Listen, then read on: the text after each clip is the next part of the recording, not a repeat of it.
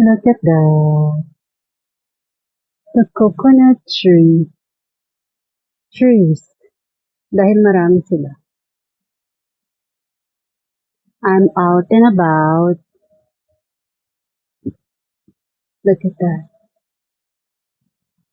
It's 4 in the afternoon. Yan yung dalawa kong kabady, si Marlo at si Tagpo. And nandun yung horse. Dito kami dumaan dyan, sa Maynuga na yan. Yan. Tada! Tara!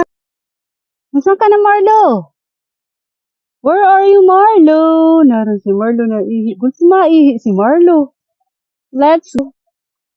Mag-grounding sana ako. Let's try. Ako ba rin yung sandals ko? Ayan, hinubad ko na yung sandals ko. Okay. Let's take a walk on the grass. This is called grounding. Ngayon ko lang ulit ito nagawa. Mag-grounding sa, damuhan. Yan. Doon tayo pupunta. Dito na tayo. There's a horse.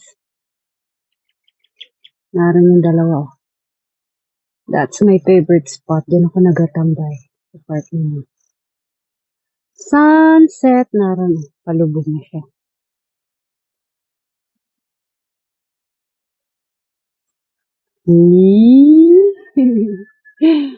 Hey, Marlo!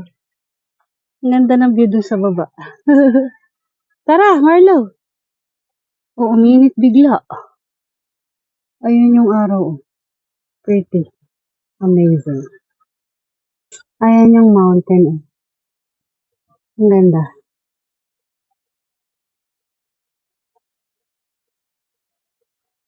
And the sunset. Uy! May mga aso, oh. Huwag kayo mag-away! Ano ba naman itong mga kasama ko? Ayun, oh. May ilog-ilog dito pala. Ayun sa baba. Naka-zoom siya kaya parang malapit. Pero malayo siya, actually. Ayan. Nasaan na kayong mga aso na kasama ko? Iniwan na ako. Ay, sa kabanding ng mga dog na yun. Look, oh, ito yung inatulayan nila papunta doon sa kabilang side. Yung nakatumbang malaking puno.